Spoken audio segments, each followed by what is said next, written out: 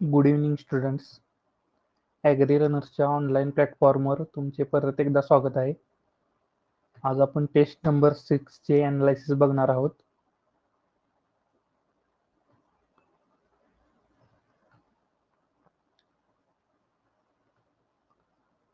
तर बघा, ही आहे टेस्ट नंबर 6.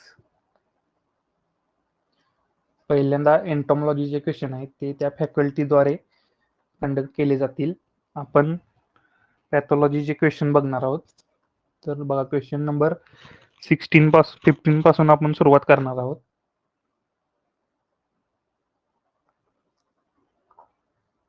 तर क्वेश्चन नंबर 15 बघा.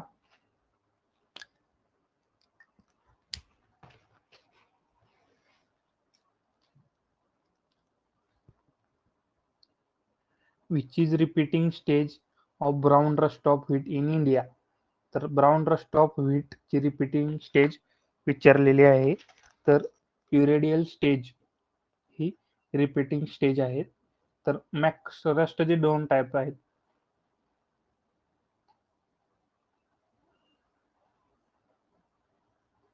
रस्टेचे बघा 2 टाईप आहेत.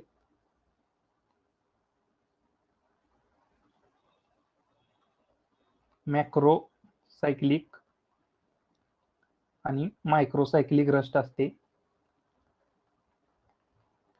मॅक्रोसायक्लिक रस्ट ही 5 स्टेजेसची असते व मायक्रोसायक्लिक 2 to 3 स्टेजेसची रस्ट असते व त्यामध्ये हे आता मॅक्रोसायक्लिक रस्ट संबंधित आपल्याला क्वेश्चन आहे. त्यामध्ये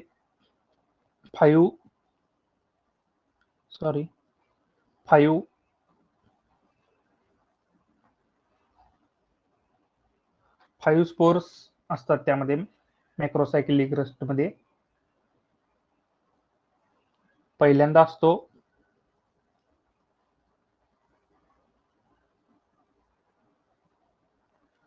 स्पर्मेशिया स्टेज असते किंवा त्याला पिकनियल स्टेज म्हणतात. पिकनियल स्टेज. 2 नंबरला एसिओस्पोर्स किंवा एसीएल स्टेज असते. ACL stage. 3 नंबरला युरेडियल स्टेज असते. युरेडियल स्टेज किंवा युरेडियोस्पोर्स म्हणतात. 4 नंबरला टेलिओस्पोर्स किंवा टेलियल स्टेज म्हणूया आपण. टेलिओस्पोर्स टेलियल स्टेज. आणि 5 नंबरला बेसिडियोस्पोर किंवा बेसिडियल स्टेज. बेसिडियल स्टेज असते. तर रिपीटिंग स्टेज ही युरेडियल स्टेज असते, जी व्हीट रस्ट मध्ये इंडियामध्ये दिसून येते. नेक्स्ट बघा, common scab of potato can be controlled by. तर पहिला ऑप्शन बघा, by hot water treatment to potato tubers before planting. तर हा बरोबर आहे. बाय अप्लाइंग फंजिसाइड हा ऑप्शन चुकीचा आहे. By hot water treatment to potato tubers, इथं आफ्टर हा शब्द पाहिजे होता. तर आफ्टर हा ऑप्शन चुकीचा आहे, त्यामुळे पहिला ऑप्शन इथे करेक्ट येणार आहे. तर बघा, बिफोर प्लांटिंग आपल्याला हॉट वॉटर ट्रीटमेंट करायची असत्या common scab of potato control करण्यासाठी. नेक्स्ट क्वेश्चन बघा, T rust is caused by. तर आपण बघितले टी रस्ट, कॉफी रस्ट किंवा रेड रस्ट आपण म्हणतो, हे कोणत्या पॅथोजनमुळे होते? तर अल्गीमुळे हे डिसीज होत असतात. तुम्हाला बेसिक माहित पाहिजे. नेक्स्ट क्वेश्चन बघा, Bengal famine was caused due to. Bengal famine was caused due to असं आपल्याला विचारलं आहे. तर बघूया आपण.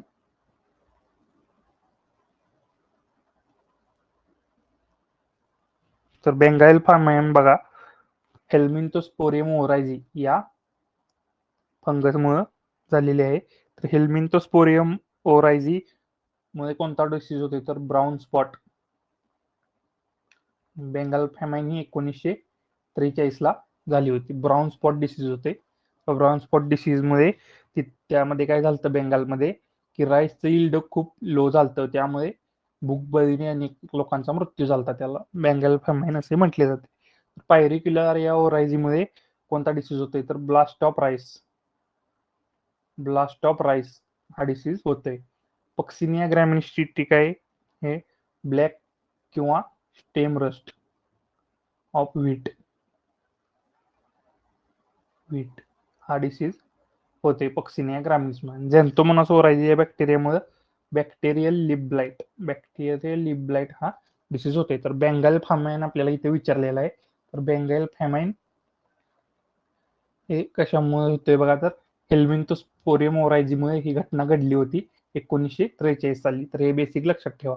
नेक्स्ट बघा, black hurt of potato is caused by. तर ब्लॅक हर्ट ऑफ पोटॅटो कशामुळे होते, तर एक्सेस ऑफ कार्बन डायऑक्साईड. असं तुम्हाला माहिती आहे, पोटॅटोचं प्लॅन्ट आहे समजा हे, तर इथे जमिनीच्या खाली पोटॅटो लागत असतात आणि यांना जर प्रॉपर एरिएशन नाही मिळालं, प्रॉपर ऑक्सिजन नाही मिळालं, तर ते ब्लॅक हर्ट म्हणजे आत ब्लॅक कलर डेव्हलप होतो पोटॅटोच्या आतमध्ये. हे बेसिक असं लक्षात ठेवा, एक्सेस ऑफ कार्बन डायऑक्साईडमुळे होते. नेक्स्ट क्वेश्चन बघा, which disease of plant is known as ring disease. Ring disease कोणत्या प्लांट डिसीजला म्हटलं जातं असं विचारलं आहे. तर बघा, विल्ट ऑफ पोटॅटो ला रिंग डिसीज असं म्हटलं जातं. तो कोणामुळे येतोय बघा, राल्स्टोनिया सोलेनोसिएरम. राल्स्टोनिया सोलेनोसिएरम या पॅथोजनमुळे होते, राल्स्टोनिया सोलेनोसिएरम. सिट्रस कॅन्कर कुणामुळे होते बघा, तर झॅन्थोमोनास सिट्री या बॅक्टेरियामुळे होते.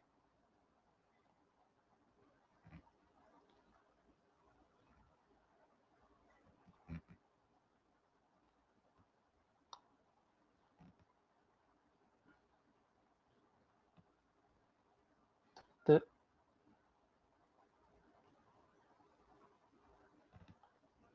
सिट्रस कॅन्कर इथं लिहूया आपण, झॅन्थोमोनास सिट्री या बॅक्टेरियामुळे होते. तर बघा, लिप मायनर जो आहे सिट्रसचा तो वेक्टर आहे.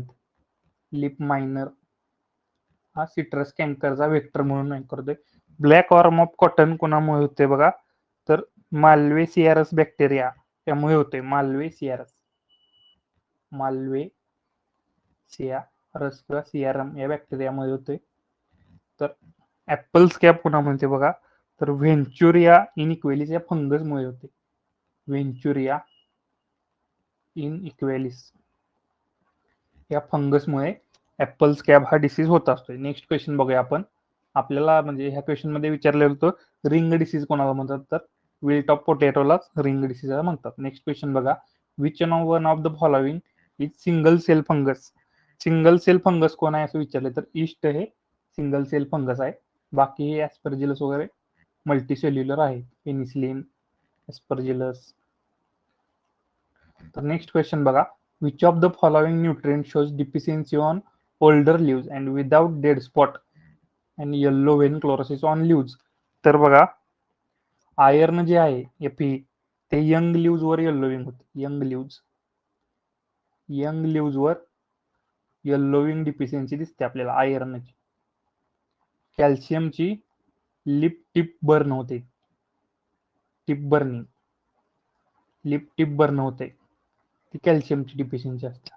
नायट्रोजन इथं ऑप्शन बरोबर आहे आपल्याला, तिथं ओल्डर लिव्ज वर डिफिशियन्सी दिसते. आणि तिसरा एक ऑप्शन होता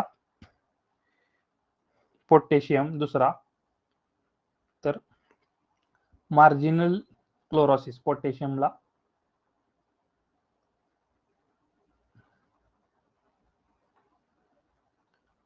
मार्जिनल क्लोरोसिस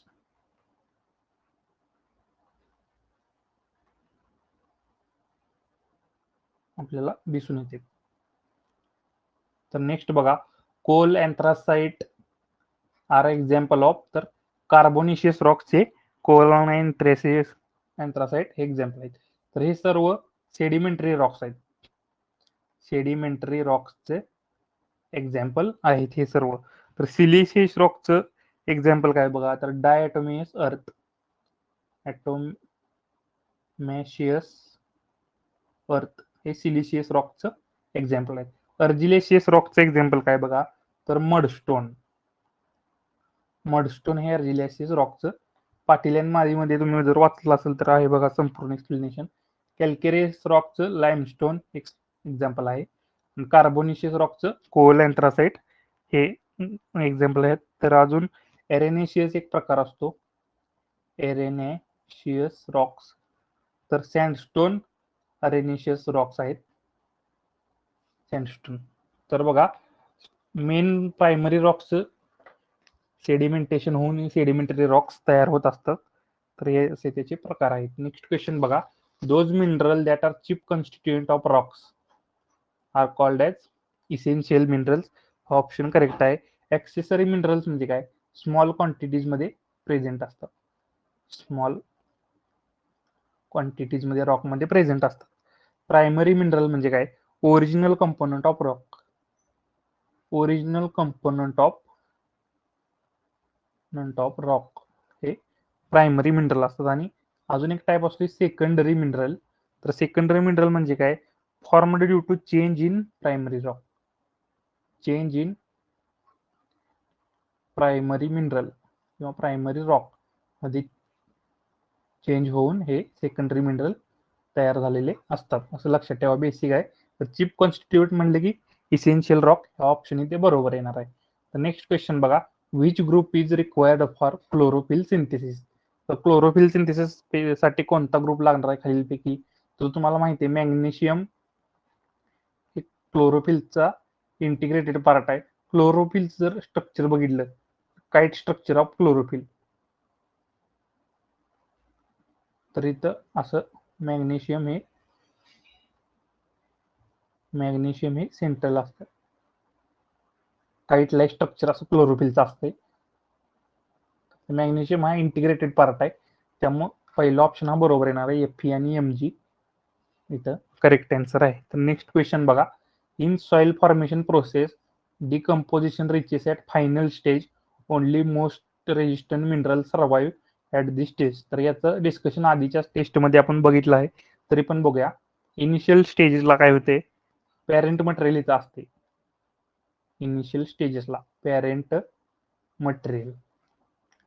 ज्युएनाइल स्टेजला काय असतंय बघा, ज्युएनाइल स्टेजला वेदरिंग स्टार्ट होत्या, वेदरिंग स्टार्टेड. विराइल स्टेजला काय होते बघूया, इझिली वेदरेबल मिनरल डिकम्पोज होतात, म्हणजे इझी सबस्टन्स डिकम्पोज होते. आणि सिनाइल स्टेज काय आहे बघा, तर फायनल स्टेज आहे, फायनल स्टेज. अजून एक 5वी स्टेज असत्या फायनल स्टेज म्हणून, फायनल स्टेज. तर त्या स्टेजला सॉइल डेव्हलपमेंट कंप्लीट होत्या, सॉइल डेव्हलपमेंट कंप्लीट होत्या. असं हे पाटील माळीमध्ये चार्ट आहे, पाठ करून ठेवा. नेक्स्ट क्वेश्चन बघा, the study of origin of rock is called as. तर पेट्रोलॉजी म्हणजे काय, description of rocks, study of description of rocks, तर त्याला पेट्रोलॉजी म्हणायचं. पेडोलॉजी म्हणजे काय, तर स्टडी ऑफ सॉइल आहे. पेडोलॉजी म्हणजे स्टडी ऑफ सॉइल. नेक्स्ट बघा, इडेफोलॉजी इथं आलेलं आहे, त्याचं उत्तर मिसिंग झाले, petrology, sorry petrogenesis. Study of origin of rock, तर त्याला पेट्रोजेनेसिस असं म्हटलं जातं. आणि अजून एक आहे पेट्रोग्राफी, पेट्रोग्राफी त्याला composition and properties of rock, study of composition and property of rock असं आलं तर पेट्रोग्राफी हा ऑप्शन करेक्ट आहे. नेक्स्ट क्वेश्चन बघा, for estimation of available sulphur from soil which method is used. तर बघा, सल्फर साठी टर्बिडिमेट्रिक किंवा टर्बिडिटी मेथड आपण वापरतो. तर फोटोमेट्रिक मेथड कधी वापरायचं, तर humic matter, to study humic matter in soil, यासाठी फोटोमेट्रिक मेथड. कलरीमेट्रिक मेथड कधी बघा, amount of light absorbed in by soil, amount of light absorbed by soil काढायचं असलं तर कलरीमेट्रिक मेथड वापरतो. स्पेक्ट्रोफोटोमीटर कधी वापरतो, तर monitor nitrogen and phosphorus levels in the soil and fertiliser, तर यासाठी आपण स्पेक्ट्रोफोटोमीटर वापरतो. नेक्स्ट क्वेश्चन बघा, what happens when we add organic matter in soil, increase in pore space बरोबर आहे, आणि पार्टिकल डेन्सिटी नाही, पार्टिकल डेन्सिटी डिक्रीज होते ऑर्गॅनिक मॅटर ऍड झाल्यामुळे. Increase both particle density in bulk density तर नाही, डिक्रीज होत आहे दोघांना पण. आणि डिक्रीज इन पार्टिकल डेन्सिटी बरोबर आहे आणि इन्क्रीज इन पोअर स्पेस, तर हा ऑप्शन इथं करेक्ट आहे. तर बघा ऑर्गॅनिक मॅटर ऍड केल्यामुळं आपल्याला काय पोरॉसिटी वाढते ऑर्गॅनिक मॅटरमुळे, त्यामुळं पोरॉसिटी वाढल्यामुळे मास कमी होते. डेन्सिटीचा फॉर्म्युला काय असतो, मास अपॉन व्हॉल्यूम. तर मास कमी होते पोरॉसिटी वाढल्यामुळे, व्हॉल्यूम इन्क्रीज होते, त्यामुळे बल्क डेन्सिटी आणि particle density organic matter add केल्यानंतर कमी होतात. तर नेक्स्ट क्वेश्चन बघा, which type of silicate mineral has highest cation exchange capacity. तर कोणत्या मिनरलला कॅटायन एक्सचेंज कॅपॅसिटी हायर आहे, तर इथे बघा वर्मिक्युलाइट हे ऑप्शन इथे करेक्ट आहे. तर कॅटायन एक्सचेंज कॅपॅसिटी म्हणजे काय, तर मी मागच्या टेस्टमध्ये सांगितलं होतं बरं का, सॉइलवर निगेटिव्ह चार्ज असतो, निगेटिव्ह, त्यामुळे इथं पॉझिटिव्ह चार्ज कॅटायन्स ऍडसॉर्ब होत असतात. कॅटायन एक्सचेंज कॅपॅसिटी, आता कोणतं क्ले मिनरल आहे त्यामुळे किती निगेटिव्ह चार्ज आहे डिपेंड असतो त्यावर. मग दुसरे कॅटायन्स याला रिप्लेस करू शकतात, दुसरे पॉझिटिव्ह कॅटायन्स, तर त्याला cation exchange capacity of soil असे म्हटले जाते. तर बघा कॅटायन एक्सचेंज कॅपॅसिटीज सिरीज आहे, कोणतं कॅटायन इझिली रिप्लेस होतो, तर sodium, potassium, ammonia, magnesium, calcium आणि हायड्रोजन. तर सोडियम हे इझिली रिप्लेसेबल आहे आणि सगळ्यात हार्ड टू रिप्लेस आहे हायड्रोजन, सगळ्यात शेवटला रिप्लेस होतो. तर ही सिरीज तुम्हाला माहित पाहिजे. सोडियम सगळ्यात इझिली रिप्लेसेबल कॅटायन आहे, बेसिक लक्षात ठेवा. नेक्स्ट बघा, which type of soil developed from basaltic rock under semi arid to sub humid condition. Semi arid आणि सब ह्युमिड कंडिशनला बेसाल्ट पासून व्हर्टिसोल म्हणजे ब्लॅक सॉइल डेव्हलप होते, हे बेसिक लक्षात ठेवा. एंटीसोल कधी डेव्हलप होते बघा, तर डेझर्ट कंडिशनला, डेझर्ट कंडिशनला. हे सुद्धा पाटील माळीमध्ये आहे, शेवटला सॉइल ऑर्डर्स म्हणून चॅप्टर आहे त्यात आहे. अल्पिसोल कधी डेव्हलप होत्या बघा, तर hot humid condition, hot humid condition मध्ये अल्पिसोल डेव्हलप होतात. आणि अल्टिसोल कधी डेव्हलप होते बघा, warm tropical condition, warm tropical condition मध्ये अल्टिसोल्स डेव्हलप होतात. हे पाटील माळीमध्ये दिलेलं आहे, बघून घ्या तुम्ही. नेक्स्ट क्वेश्चन बघा, which microflora prefer acidic range. तर फंगस इथे ऍसिडिक रेंज प्रेफर करते, हे बेसिक तुम्हाला माहित पाहिजे. नेक्स्ट क्वेश्चन बघा, which of the following fertiliser is most hygroscopic. Hygroscopic म्हणजे काय, तर वॉटर ऍब्सॉर्ब करते, सॉर्ब किंवा वॉटर सोल्युबल असते ते फर्टिलायझर, इझिली वॉटरमध्ये सोल्युबल असते. तर ते अमोनियम नायट्रेट जे आहे फर्टिलायझर ते मोस्टली हायग्रोस्कोपिक आहे. नेक्स्ट क्वेश्चन बघा, व्हॉट इज काविंग इंटरवल. तर काविंग इंटरवल म्हणजे काय, पिरियड बिटवीन टू पार्च्युरेशन्स. पार्च्युरेशन म्हणजे दोन वेत जे आहेत गायीची त्यामधलं अंतर. तर गिरसाठी काल्विंग इंटरवल किती आहे, तर 515 ते 700 दिवस आहे. आणि 310 हा बघा बफॅलोचा गेस्टेशन पिरियड आहे, बफॅलो गेस्टेशन पिरियड 310 दिवस. आणि काऊचा किती आहे, तर 280 दिवस आहे काऊचा, बेसिक लक्षात ठेवा. नेक्स्ट बघा, which among the following is not symptom during hit period. Hit period मध्ये काय काय सिम्पटम नसते बघा, स्वेलिंग ऑफ जेनेटेलिया आहे, ट्रान्सपरंट म्युकस डिस्चार्ज असतोय जेनेटेलिया मधून, बेलोविंग साऊंड, जनावर ओरडत असते सारखं, एक्सेसिव्ह फिडिंग असते का, तर नसते, त्यामुळे नॉट सिम्पटम हे ऑप्शन करेक्ट आहे. अबसेंट फिडिंग मध्ये जनावर चारा खाते मध्येच चारा खात नाही, असं लक्षणं आपल्याला दिसून येतात. तर नेक्स्ट क्वेश्चन बघा, dash dash does not have nutritional value and useful for reduce the harmful chemical reaction in animal feed. तर त्याला फीड ॲडिटिव्ह असं म्हणतात. तर त्यामध्ये काय असते बघा, अँटीऑक्सिडंट्स, अँटीऑक्सिडंट्स वगैरे आपण वापरतो, त्यामुळे हार्मफुल रिएक्शन ॲनिमल फीड मध्ये होऊ नये म्हणून ते वापरतात. त्याला न्यूट्रिएंट व्हॅल्यू काय नसतात. कॉन्सन्ट्रेटेड फूड म्हणजे काय असतंय बघा, ग्रेटर दॅन 60% TDN कॉन्सन्ट्रेटेड फूडची डेफिनेशन आहे, आणि लेस दॅन 18% क्रूड फायबर. आणि रफेजेसची डेफिनेशन आहे लेस दॅन 60% TDN म्हणजे total digestible nutrient, greater than 18% crude fibre. असे जे फूड आहेत त्यांना रफेजेस म्हणायचं, आणि ग्रेटर दॅन 60% TDN आणि लेस दॅन 80% क्रूड फायबर त्याला कॉन्सन्ट्रेटेड फूड म्हणायचं. फीड सप्लिमेंट म्हणजे काय, तर the food have nutritional value, तर ते विटॅमिन्स मिनरल्स.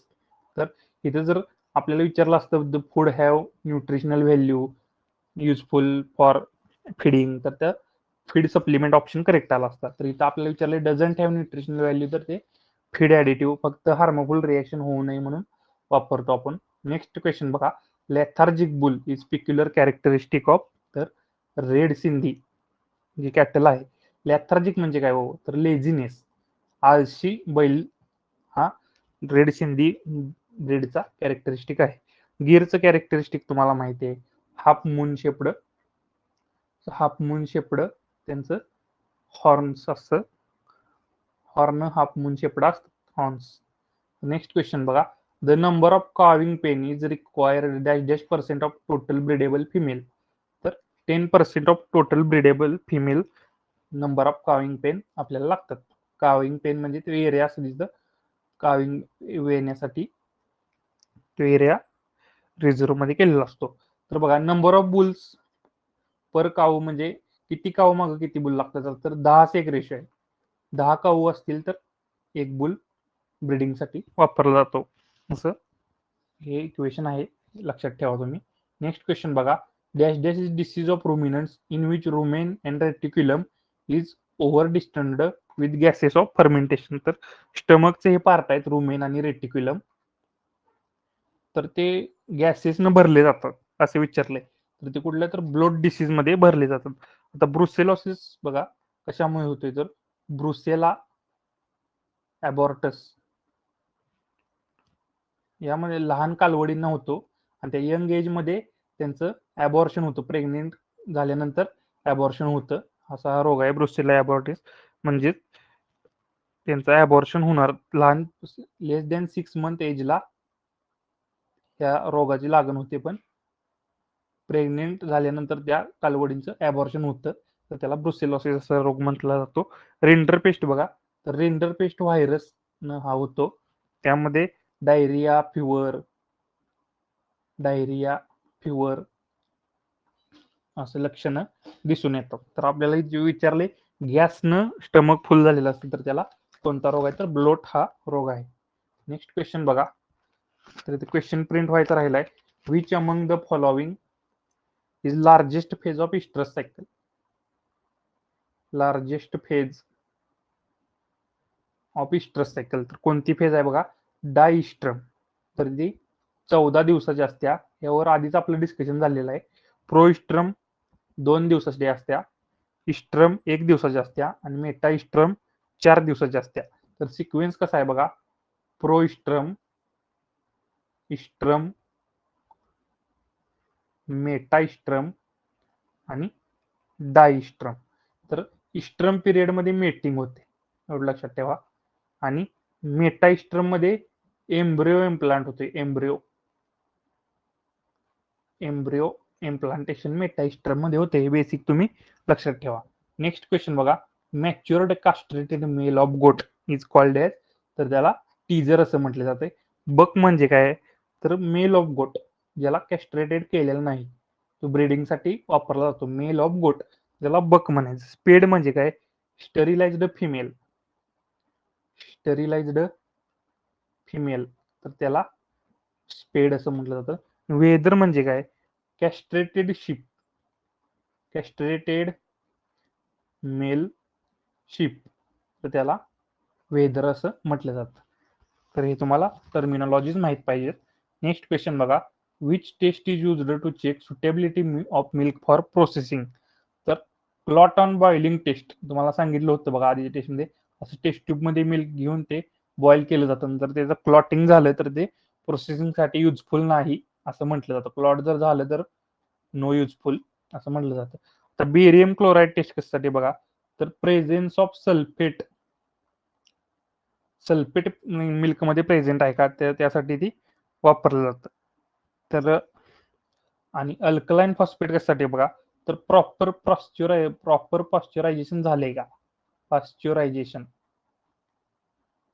यासाठी अल्कलाइन फॉस्फेट टेस्ट केली जाते. नेक्स्ट क्वेश्चन बघा, Hansa test is mostly used for detection of adulteration. तर बफेलो मिल्क आणि काव मिल्क जर मिक्स केलं असलं तर हंसा टेस्ट वापरली जाते. आता ग्लुकोज डिटेक्ट करण्यासाठी बॅरफॉर्ड टेस्ट वापरली जाते बघा. बॅरफॉर्ड किंवा बॅफॉर्ड असं म्हणू शकतो आपण, बॅफॉर्ड टेस्ट. आणि सोडियम कार्बोनेट म्हणजे सोडा हे करण्यासाठी रोझॅलिक ऍसिड टेस्ट. रोझॅलिक ऍसिड टेस्ट हे बेसिक टेस्ट तुम्ही लक्षात ठेवा. नेक्स्ट क्वेश्चन बघा. Haploid production cannot be done through. तर पोलन कल्चर केलं तर पोलन आपला हॅप्लॉइड असतो, एन नंबर असतो त्याचा. कॅलस कल्चर नाही, कॅलस कल्चर डिप्लॉइड असते, त्यामुळे हे होऊ शकत नाही. अँथर एन असते. आणि हायब्रिडायझेशन मध्ये पण आपण हॅप्लॉइड कल्चर ही करू शकतो. तर हॅप्लॉइड प्रोडक्शन कशामध्ये आपण करू शकत नाही, तर कॅलस कल्चर मधून करू शकत नाही. नेक्स्ट क्वेश्चन बघा. तर tissue culture, in tissue culture disease resistance can be obtained by. तर सोमॅक्लोनल व्हेरिएशन्स मुळे आपल्याला डिसीज रेजिस्टन्स मिळू शकतो. तर आधी सोमॅक्लोन्स म्हणजे काय समजून घेऊया. What R सोमॅक्लोन. सोमॅक्लोन्स म्हणजे काय, तर नावातच आहे बघा. Plant produced by tissue culture. Plant produced by tissue culture. आता सोमॅटिक सेल म्हणजे बॉडी सेल. आता आपण एका पेशीपासून अनेक प्लांट बनवत असतो, त्यामुळे त्या बॉडी सेल पासून किंवा प्लांटच्या टिश्यू पासून अनेक सेल, म्हणून त्याला सोमॅक क्लोन्स. आणि ते क्लोन्स का म्हणायचं, तर जेनेटिकली आयडेंटिकल प्लांट असतात ते एका सेल पासून बनल्यामुळे, त्यामुळे त्याला सोमॅक क्लोन्स असं म्हटलं जातं.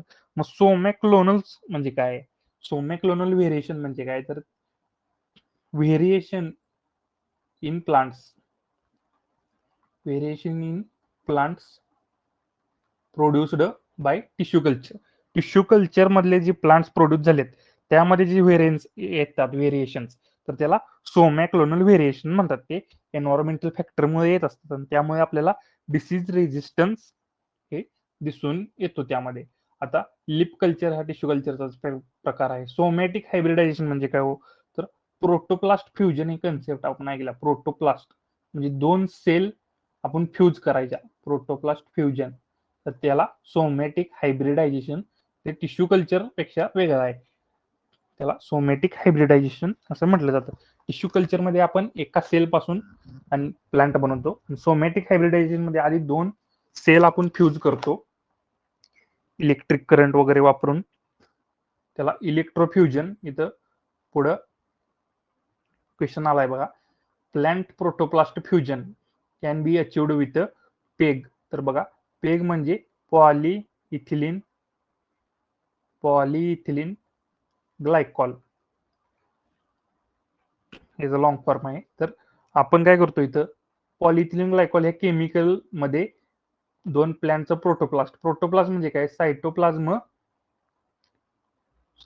एकदम बेसिक लेवलला सांगतो. सायटोप्लाझ्म व न्यूक्लियस हे दोन जर एकत्र असतील, पूर्ण सेल कम्प्लीट, तर त्याला प्रोटोप्लास्ट म्हणजे विदाऊट सेल वॉल, तर त्याला प्रोटोप्लास्ट असं म्हटलं जातं. तर पॉलिइथिलीन ग्लायकॉल या केमिकलमध्ये हे दोन सेल ठेवून इलेक्ट्रोफ्युजन म्हणजे इलेक्ट्रिक इम्पल्स वापरून हे प्रोटोप्लास्ट फ्यूज केले जातात, त्याला इलेक्ट्रोफ्युजन म्हणायचं. तर प्रोटोप्लास्ट फ्युजन आपण पॉलिइथिलीन ग्लायकॉल वापरून करू शकतोय असं यांना म्हणायचं आहे. नेक्स्ट क्वेश्चन बघा. Which of the following technique is used for DNA finger printing. आता या दिलेल्या ज्या मेथड आहेत त्या सेपरेशन ऑफ या एचपीएलसी, टीएलसी. एचपीएलसी म्हणजे काय, हाय परफॉर्मन्स लिक्विड क्रोमॅटोग्राफी. ही क्रोमॅटोग्राफीची हाय परफॉर्मन्स लिक्विड क्रोमॅटोग्राफी. आणि टीएलसी म्हणजे काय, थिन लेयर क्रोमॅटोग्राफी. तर ह्या सेपरेशन ऑफ डीएनए आणि प्रोटीनसाठी या क्रोमॅटोग्राफी मेथड्स वापरल्या जातात. तर आपल्याला काय विचारलंय डीएनए फिंगर प्रिंटिंगसाठी, तर ही आरएपीएलपी, तर restricted fragment length polymorphism. Restricted fragment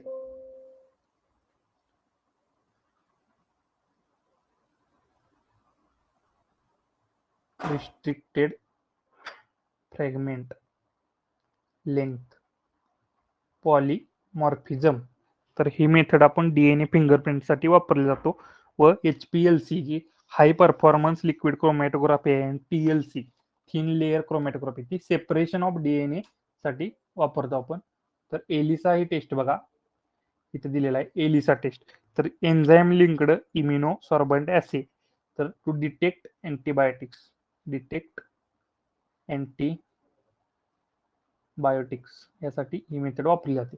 enzyme linked amino sorbent assay, नावातच सगळं एक्सप्लेनेशन असतंय. तर नेक्स्ट क्वेश्चन बघा, the first plant from mature plant cell was regenerated by, तर ब्राउन या शास्त्रज्ञांनी first plant from mature plant cell was regenerated by Brown या शास्त्रज्ञांनी पहिले प्लांट डेव्हलप केलं होतं मॅच्युअर सेल पासून. तर नेक्स्ट क्वेश्चन बघा, osmotic pressure in a turgid cell is equal to, तर टर्गर प्रेशर हा ऑप्शन करेक्ट येत आहे.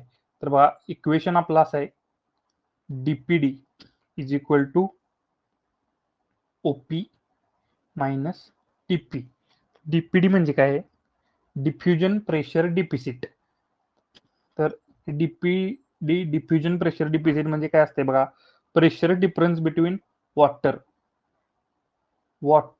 म्हणजे प्युअर वॉटर आणि प्लांट सेल मधलं सोल्युशन यामधला जो प्रेशर डिफरन्स आहे त्याला डिफ्युजन प्रेशर डिफिसिट. तर हे डिफ्युजन प्रेशर डिफिसिट मध्ये काय होतं, तर समजा हा डिफ्युजन प्रेशर डिफिसिट पॉझिटिव्ह आला तर पाणी बाहेर जाणार सेलमधून, आणि जर निगेटिव्ह आला तर पाणी आत येणार सेलमध्ये. तर बघा जेव्हा सेल टर्गर सेल म्हणजे काय, जी सेल पूर्ण पाण्याने भरलेली आहे. तर बघा ऑस्मोटिक प्रेशर म्हणजे काय, हे ओपी जे आहे ऑस्मोटिक प्रेशर. आता डीपीडी सांगितलं तुम्हाला, डिफ्युजन प्रेशर डिफिसिट, प्युअर वॉटरचा प्रेशर आहे त्यामधनं सोल्युशनचा प्रेशर मायनस करायचा. जर पॉझिटिव्ह आलं तर पाणी बाहेर जाणार, निगेटिव्ह आलं तर पाणी आत येणार.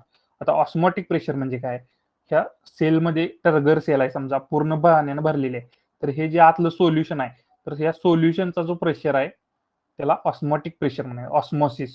ऑस्मोसिस तुम्हाला माहिती आहे, लोअर कॉन्सन्ट्रेशन पासून हायर कॉन्सन्ट्रेटकडे हे करते, सॉल्व्हंट फ्लो होते, तर त्याला ऑस्मोसिस म्हणायचं. ऑस्मोटिक प्रेशर मध्ये ह्या जो सॉल्व्हंट आहे वॉटर वगैरे काय असेल तर त्याचा जो प्रेशर आहे त्याला ऑस्मोटिक प्रेशर, आणि या सॉल्व्हंटमुळे या सेल वॉल वर प्रेशर टाकला जातो, तर त्याला टर्गर प्रेशर असं म्हटलं जातं.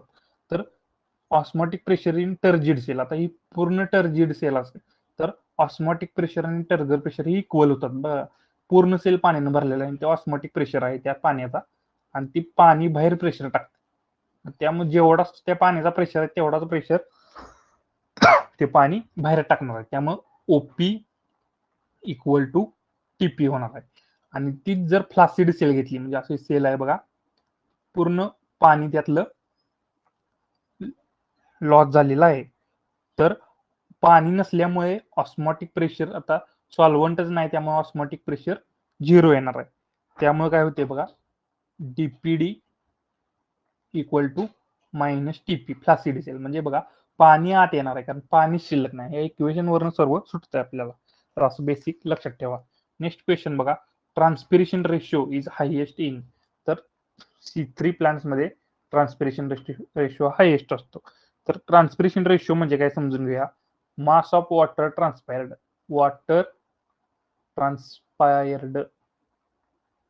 Upon amount of biomass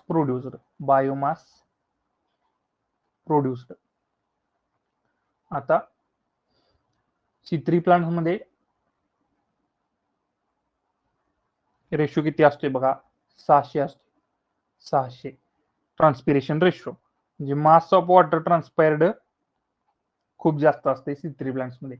C4 plants मध्ये हा रेशो 300 असते, त्यामध्ये बायोमास जास्त प्रोड्यूस होते वॉटर ट्रान्सपायरेशन पेक्षा. आणि कॅम्प प्लांट्स मध्ये सगळ्यात कमी हा 150 रेशो असतो, त्यामध्ये वॉटर सगळ्यात कमी ट्रान्सफर होते आणि बायोमास जास्त तयार होते, असं लक्षात ठेवा तुम्ही. नेक्स्ट क्वेश्चन बघा, if kelvin cycle runs 3 times how much ATP produce, तर 9 एटीपी तयार होतात. Kelvin cycle 3 time produce.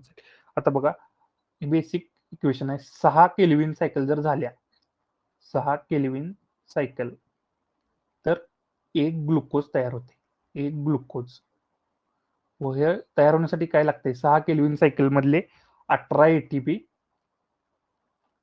आणि 12 NADPH2 एवढं लागतंय बघा, तेव्हा 1 ग्लुकोज तयार होते. मग आपल्याला 3 केल्विन सायकल झाल्या तर किती जाणार आहे, 6 मध्ये 18 म्हणजे 3 मध्ये 9 असणार आहे, आणि 6 NADPH2 6 असणार आहे, आणि 6 सायकलला 12 असणार आहे.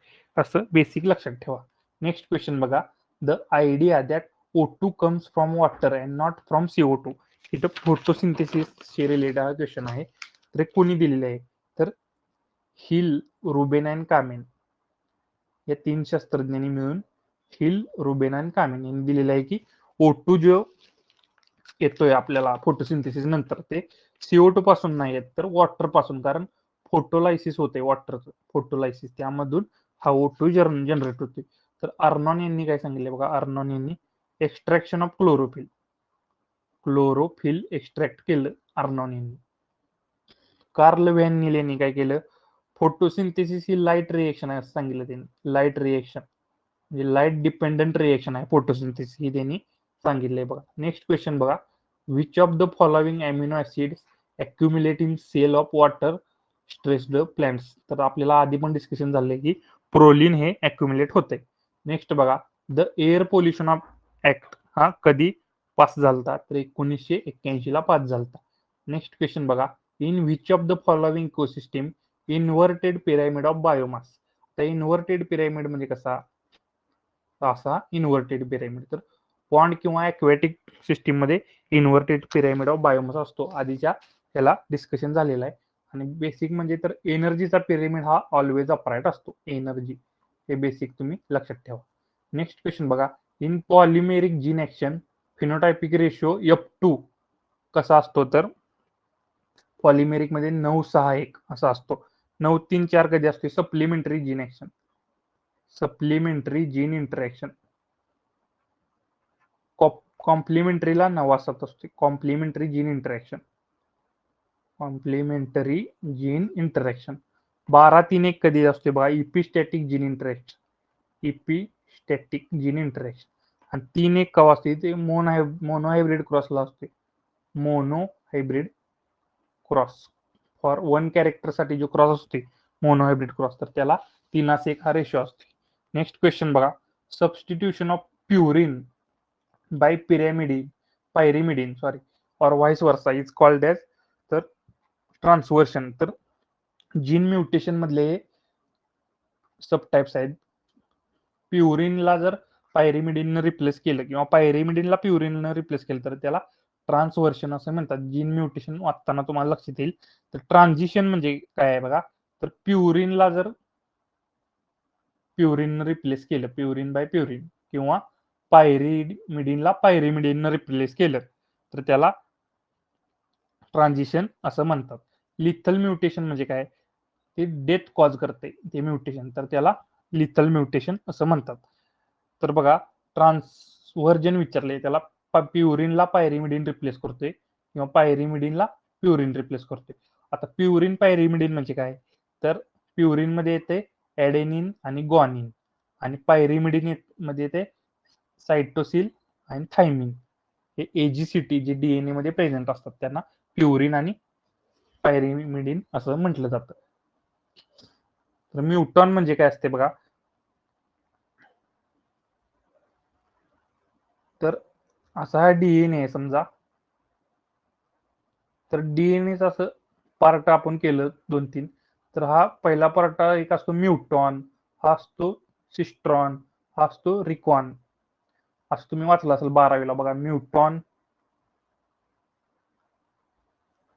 सिस्ट्रॉन आणि रिकॉन. तर रिकॉन कशासाठी असतो, नावातच आहे, रिकॉम्बिनेशन, रिकॉम्बिनेशन साठी रिकॉन हा काम करतो. म्युटॉन कशासाठी करणार, म्युटेशन साठी. आणि सिस्ट्रॉन हा फंक्शनल युनिट असते, फंक्शनल डीएनएचं जे फंक्शनल आहे त्यासाठी काम करते.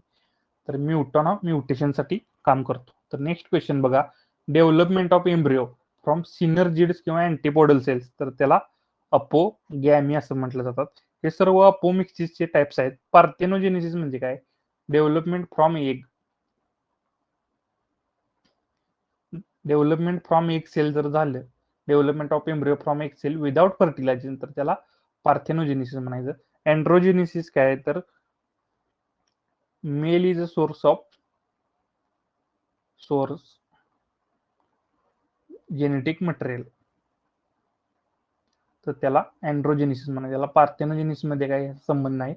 तर अपोस्पोरी म्हणजे काय, तर development of embryo from diploid cells, diploid cells याला अपोस्पोरी म्हणायचं. आणि अजून एक प्रकार आहे ऍडव्हेंटिव्ह एम्ब्रॉयनी, ऍडव्हेंटिव्ह एम्ब्रॉयनी, तर डेव्हलपमेंट फ्रॉम न्यूसेलस पासून एम्ब्रिओ तयार होतो, तर त्याला ऍडव्हेंटिव्ह एम्ब्रॉयनी. असं हे अपोमिक्सिसचे टाइप्स आहेत. अपोमिक्सिस म्हणजे काय, तर formation of embryo without fertilisation, आणि त्याचे हे सब टाइप्स आहेत. म्हणजे एक पासून जर डेव्हलप झाला एम्ब्रिओ तर पार्थेनोजेनेसिस म्हणायचं, अँटीपोडल सेल्स पासून झालं तर अपोगॅमी म्हणायचं, आणि न्यूसेलस पासून जर झाला तर त्याला ऍडव्हेंटिव्ह एम्ब्रॉयनी म्हणायचं. नेक्स्ट क्वेश्चन बघा, ear to row method of breeding was developed by, तर ते हॉपकिन्स यांनी त्याचा शोध लावला. शेल यांनी काय केलं बघा, हिटेरॉसिस टर्म कॉइन केली, हिटेरॉसिस.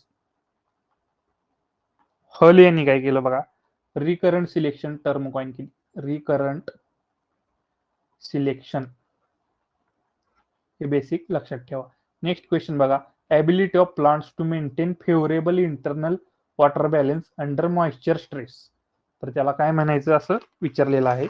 Ability to maintain water balance in stress condition, तर त्याला ड्राउट अवॉइडन्स असं म्हणायचं. ड्राउट एस्केप म्हणजे काय, तर ड्राउट याच्या आधीच आपलं लिव्हिंग सायकल कंप्लीट करायची, तर ते इफिमेरल्स असं म्हटलं जातं. इफी शॉर्ट ड्युरेशन क्रॉप असतात, ड्राउट याच्या आधीच आपल्या लाईफ सायकल कंप्लीट करतात. ड्राउट टॉलरन्स म्हणजे काय, तर ऍडॅप्टेशन त्यांचं झालेलं असते ड्राउटला, ऍडॅप्टेशन, तर त्याला ड्राउट टॉलरन्स असं म्हटलं जातं. नेक्स्ट क्वेश्चन बघा, isolation distance in okra chilli for certified seed production, तर किती आहे, तर 200 मीटर आहे. आता ओक्रा आणि चिली हे क्रॉस पॉलिनेटेड क्रॉप आहेत, ओक्रा आणि चिली, त्यामुळे 200 मीटर. आणि व्हीट राईस साठी हा 50 मीटर वगैरे, 50-25 मीटर हे डिस्टन्स असतात व्हीट राईस साठी. म्हणजे सेल्फ पॉलिनेटेड क्रॉप साठी हे डिस्टन्स कमी होत जातात. तर नेक्स्ट क्वेश्चन बघा, the idea of recurrent selection was first suggested by, तर हेज आणि गार्बर यांनी आयडिया ऑफ रिकरंट सिलेक्शन ही पहिल्यांदा दिलेली आहे. एवढ्याला बेसिक लक्षात ठेवा तुम्ही. नेक्स्ट क्वेश्चन बघा, which of the following method is applicable for both self आणि क्रॉस पॉलिनेटेड क्रॉप, तर हायब्रिड डेव्हलपमेंट ही जी मेथड आहे, हायब्रिड डेव्हलपमेंट, तर ती सेल्फ आणि क्रॉस पॉलिनेटेड क्रॉपला दोन्हीला पण चालते. आता सिंगल सीड डिसेंड मेथड ती आहे, तर ते मॉडिफाईड बल्क मेथड आहे, मॉडिफाईड बल्क मेथड. म्हणजे बल्क मेथड मध्ये काय केलं जायचं बघा, 7 ते 8 जनरेशन बल्किंग केलं जायचं, म्हणजे सीड मिक्स करून ग्रो केलं जायचं. नंतर pedigree method without record, no record ठेवता ऑपरेट केली जायची. पेडिग्री मध्ये काय करायचं, रेकॉर्ड आपण कीप करायचं आणि F2 पासून पुढे पुढे रेकॉर्ड ठेवत जायचं, आणि शेवटी बेस्ट इंडिव्हिज्युअल सिलेक्ट करायचं. असं हे बेसिक प्रत्येक मेथडचं तुम्ही लक्षात ठेवा. नेक्स्ट क्वेश्चन बघा, the cotton first cotton hybrid H4 was developed from an, म्हणजे H4 हा जो कॉटन आहे तो कसा क्रॉस आहे विचारले, तर तो इंटर व्हरायटल क्रॉस आहे, इंटर व्हरायटल क्रॉस, तर त्याला इंट्रा हिरसुटम क्रॉस असं सुद्धा म्हणतात, इंट्रा हिरसुटम. आणि इंटर स्पेसिफिक क्रॉस कुठला आहे बघा, तर वारालक्ष्मी, वारालक्ष्मी जे हायब्रिड कॉटन आहे ते इंटर स्पेसिफिक, जे धारवाडनं डेव्हलप केले, धारवाड. आणि हे H4 जे कॉटन आहे ते 1970 ला रिलीज झालं बघा. तर हे वारालक्ष्मी जे आहे ते हिरसुटम आणि बारबाडन्स, हिरसुटम आणि बारबाडेन्स, अमेरिकन आणि इजिप्शियन बारबा, सॉरी लिहायला चुकलं जरा, बार्बाडेन्स हे अमेरिकन कॉटन आहे, हा इजिप्शियन कॉटन आहे. यांच्या क्रॉस मधनं इंटरस्पेसिफिक क्रॉस करून महालक्ष्मी तयार केली. तर आपल्याला ते H4 विचारले, ते intervarietal intra hirsutum cross आहे. एवढं बेसिक लक्षात ठेवा. नेक्स्ट बघा, root hair are formed in the zone of. तर इथं डायग्रामच्या माध्यमातून आपण समजून घेऊया. हा रूटचा पार्ट आहे इथं. तर बघा, रूट हेअर्स इथून डेव्हलप होतात. तर बघा, हे रूट हेअर आहेत, रूट हेअर. तर हा जो रूट हेअरचा झोन आहे, तर त्याला रिजन ऑफ मॅच्युरेशन म्हणतात. Region of maturation. इथं आपल्याला रूट हेअर कुठे डेव्हलप होतात, तर सेल मॅच्युरेशन रिजनला. हे बेसिक आहे. तर इथून हा इथपर्यंतचा जो रिजन आहे, तर त्याला रिजन ऑफ इलॉंगेशन म्हणतात. डायग्रामच्या माध्यमातून समजून घ्या. इथं रूट इलॉंगेशन होते आणि हा शेवटचा जो रिजन आहे टोकाचा एकदम, तर त्याला रिजन ऑफ मेरिस्टेमॅटिक ऍक्टिव्हिटी किंवा cell division, region of cell division किंवा मेरिस्टेमॅटिक ऍक्टिव्हिटी असं म्हटलं जातं. तर आपल्याला रूट हेअर कुठे दिसतात, तर रिजन ऑफ मॅच्युरेशन मध्ये दिसतात. असं आता डायग्राम वाईज आपल्याला लक्षात येते. तर नेक्स्ट क्वेश्चन बघा, during active absorption of water energy is supplied from. तर रेस्पिरेशन मधून जी एनर्जी तयार होते ते ऍक्टिव्ह ऍब्सॉर्प्शन साठी लागणार.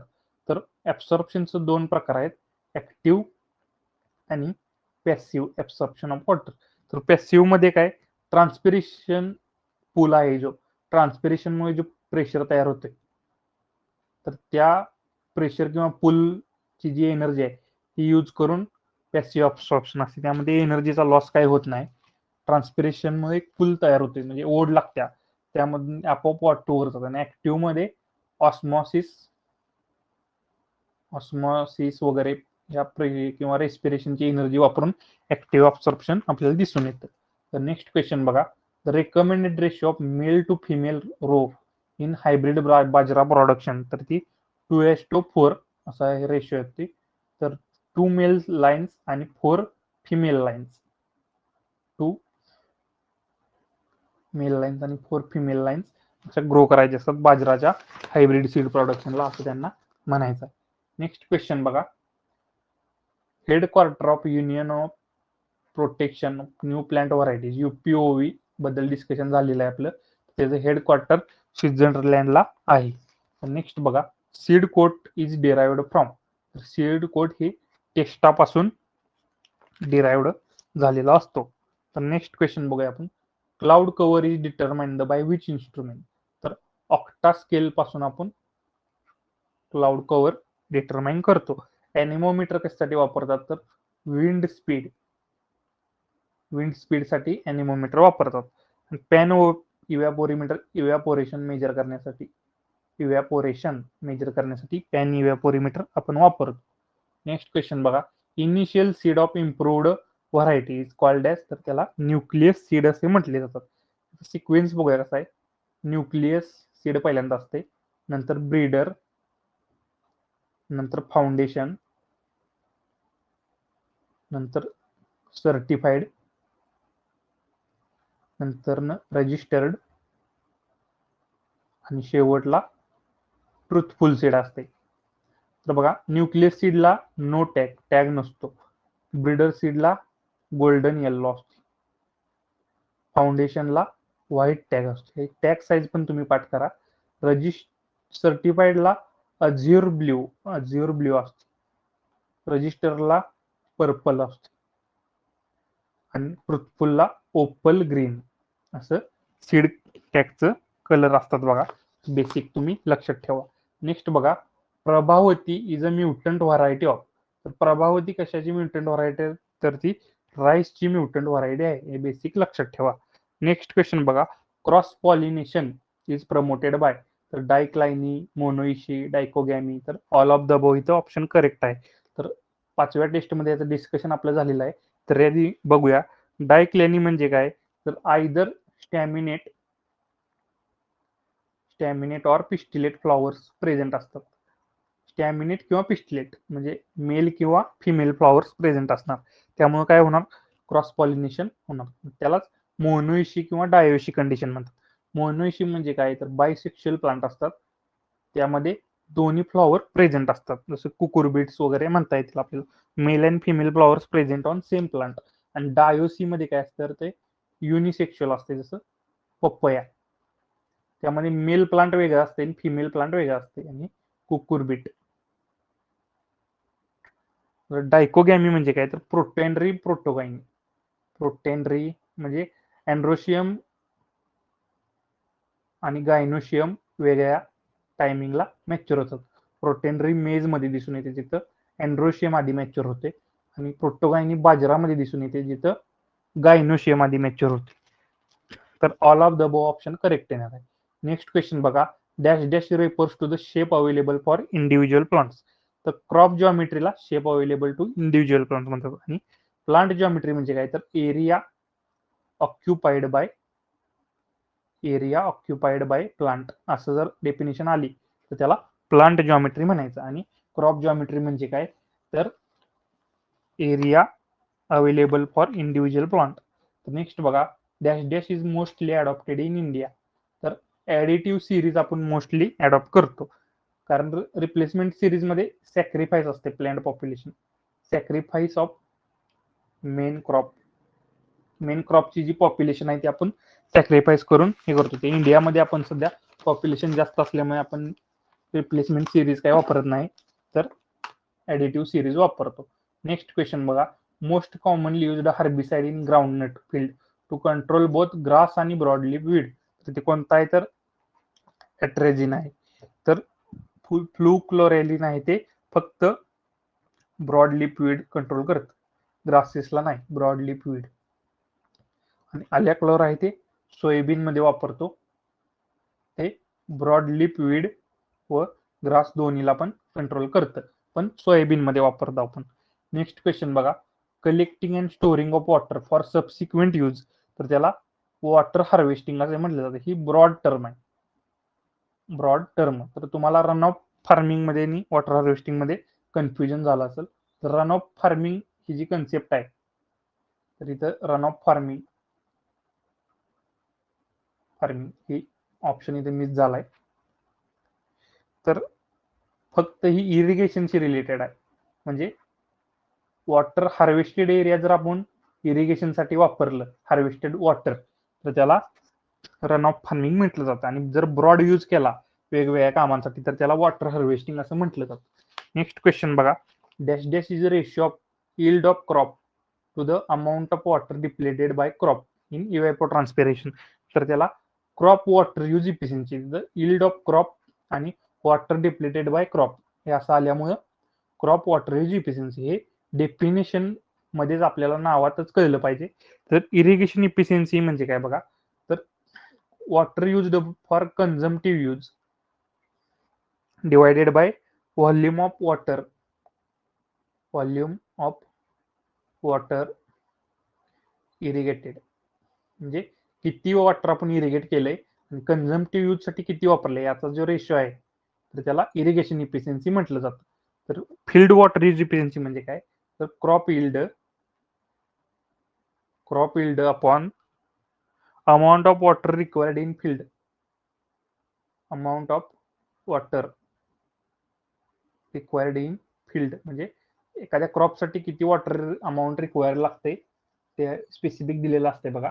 शुगर केन साठी 2,500 mm लागते वॉटर, तसं अमाऊंट ऑफ वॉटर फील्ड मध्ये किती रिक्वायर आहे आणि क्रॉप यील्डचा जो रेशो आहे, तर त्याला फील्ड वॉटर यूज इफिशियन्सी असं म्हटलं जातं. वॉटर स्टोरेज इफिशियन्सी म्हणजे काय, तर water stored in root depth आणि water needed for field capacity content. तर फील्ड कॅपॅसिटीला सॉइल येण्यासाठी किती वॉटर लागते आणि अंशामध्ये घ्यायचं रूट डेप्थ मध्ये किती वॉटर स्टोअर केलंय, तर या दोघांचा जे रेशो आहे तर त्याला वॉटर स्टोरेज इफिशियन्सी म्हणजे स्टोअर शब्द येतोय बघा डेफिनेशन मध्ये, तर त्याला स्टोरेज इफिशियन्सी.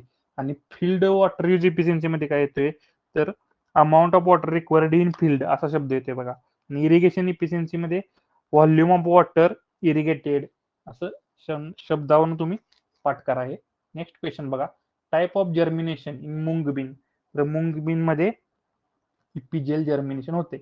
जनरली लेग्युम्स मध्ये इपिजियल जर्मिनेशन होते आणि सिरियल्स मध्ये हायपोजेल जर्मिनेशन होते. तर ते डायग्राम वाईज समजून घेऊया.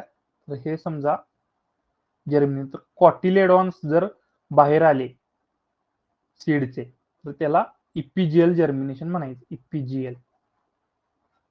आणि कॉटिलेडॉन्स जर जमिनीच्या आत राहून फक्त प्ल्युम्युल असं बाहेर आलं तर त्याला हायपोजियल जर्मिनेशन म्हणतात. सिरियल्स मध्ये कॉटिलेडॉन्स कधी सुद्धा बाहेर येत नाहीत आणि लेग्युम्स मध्ये कॉटिलेडॉन्स बाहेर येतात. तुम्ही बघितलं असेल शेंगदाणा वगैरे ग्राउंडनट केल्यानंतर कॉटिलेडॉन्स बाहेर येतात, तर त्याला इपिजियल जर्मिनेशन म्हणतात. कॉटिलेडॉन्स जर जमिनीच्या आत राहिले तर त्याला हायपोजियल जर्मिनेशन म्हणतात. नेक्स्ट क्वेश्चन बघा, सायंटिफिक नेम ऑफ नोबल केन. तर नोबल केनचं सायंटिफिक नेम आहे सॅकॅरियम ऑपिसिनेरम आणि हे सॅकॅरियम स्पॉन्टेनियम आणि बार्बेरी हे वाइल्ड शुगर केन्सचं नेम आहे. नेक्स्ट क्वेश्चन बघा, मोस्ट क्रिटिकल स्टेज फॉर मेज for irrigation point of view. तर कुठले आहे तर टेस्लिंग स्टेज. आता आपल्याला माहिती आहे प्रोटेंड्री असते मेजमध्ये. प्रोटेंड्रीमध्ये अँड्रोशियम आधी मॅच्युअर होणार आहे, म्हणजे टॅसल जे आहे. आता हे समजा मेज प्लांट आहे, हे तर इथं वर असा टॅसल येते, तर ह्याला टेस्लिंग स्टेज म्हणायचं, टॅसल जेव्हा. आणि इथं कॉब येते तर ह्याला सिल्किंग स्टेज असं म्हटलं जातं. तर दोन्ही पण क्रिटिकली स्टेज असतात वॉटरसाठी, पण प्रोटेंड्री कंडिशन असते, म्हणजे आधी टॅसल मॅच्युअर होणार आहे, आधी पोलन ग्रेन्स रिलीज होणार, त्यामुळे पहिली स्टेज येणार आहे ती हे येणार आहे टॅसलिंग स्टेज, त्यामुळे ती मोस्ट क्रिटिकल मानली जाते. नेक्स्ट क्वेश्चन बघा, विग्ना मुंगो इज बॉटॅनिकल नेम ऑफ. विग्ना मुंगो कशाचं बॉटॅनिकल नेम आहे तर ब्लॅक ग्रामचा आहे. ब्लॅक ग्राम इथं ऑप्शन आहे बघा, ब्लॅक ग्राम. तर ग्रीन ग्रामचं बॉटॅनिकल नेम काय आहे तर विग्ना रेडिएटा, विग्ना रेडिएटा. ग्रामचं काय आहे बघा तर सायसर एरिए, सॉरी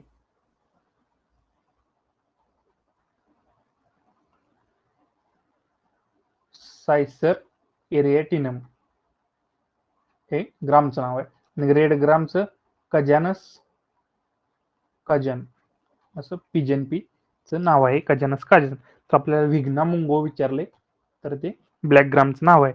ह्या डबल क्वेश्चन आलाय सायंटिफिक नेम ऑफ नोबल केन, तर सॅकॅरियम ऑपिसिनेरम तो ऑप्शन करेक्ट येणार आहे. नेक्स्ट क्वेश्चन बघा, पोटॅटो इज मॉडिफाईड लीफ आहे का तर नाही, मॉडिफाईड रूट आहे का नाही, मॉडिफाईड स्टेम आहे. मॉडिफाईड रूट कोण आहे तर sweet potato, sweet potato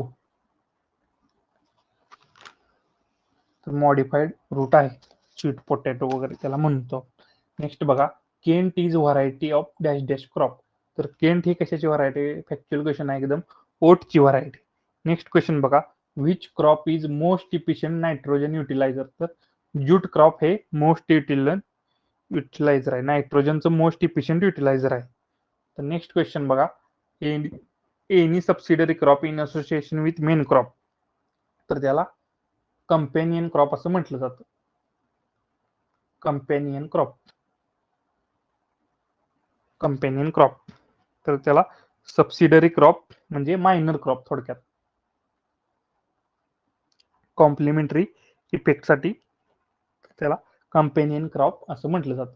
next question बघा, alcohol is used in bulb of dash dash thermometer. तर मिनिमम थर्मामीटर जो आहे त्यामध्ये अल्कोहोल आणि इंडेक्स असते बघा, इंडेक्स ते असं असते. मॅक्झिमम थर्मामीटर मध्ये मर्क्युरी असतोय, मर्क्युरी, पण तिथं नॉच असते, एक नॉच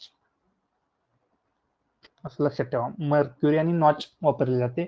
आणि मिनिमम थर्मामीटर मध्ये अल्कोहोल आणि निडल निडल इंडेक्स असते, निडल सारखी, निडल शेप्ड इंडेक्स अशी वापरलं आपण. तर असं बेसिक लक्षात ठेवा. नेक्स्ट क्वेश्चन बघा, dash dash clouds give continuous precipitation. तर निम्बोस्ट्रेटस जे कंटिन्युअस प्रेसिपिटेशन देतात. सिरस क्लाउड हे टॉप क्लाउड्स किंवा हाय क्लाउड्स असतात, सर्वात उंच. स्टेटस हे लो, स्टेटस लो असते आपला, असं लक्षात ठेवा, लो. आणि क्युम्युलोनिंबस हा वूल शेपड असं बघा शेप असतो या ढगांचा, वूल शेपड. तर नेक्स्ट क्वेश्चन बघा, नॉन सिलेक्टिव्ह हर्बिसाइड इज, तर नॉन सिलेक्टिव्ह हर्बिसाइड यामधलं कोणतं आहे? तर आपल्याला माहिती आहे अट्राझिन सिलेक्टिव्ह आहे, ट्रुफोर्डी सिलेक्टिव्ह आहे, तर ग्लायपोसेट, पॅराक्वाट, डायक्वाट हे नॉन सिलेक्टिव्ह, म्हणजे ज्या व्हेजिटेशनवर मारणार त्या सगळ्या व्हेजिटेशनला ते किल करते. वीड कोणता आहे, क्रॉप कोणता आहे, काय सुद्धा ते बघत नाही. ज्या व्हेजिटेशनच्या कॉन्टॅक्टमध्ये येईल त्या व्हेजिटेशनला पूर्ण ते कंट्रोल करते. असं बेसिक तुम्ही लक्षात ठेवा. तर इथून 91 पासून नेक्स्ट व्हिडिओमध्ये आपण अनालिसिस बघूया. येथे आपलं व्हिडिओचा पहिला पार्ट संपलेला आहे. थँक्यू.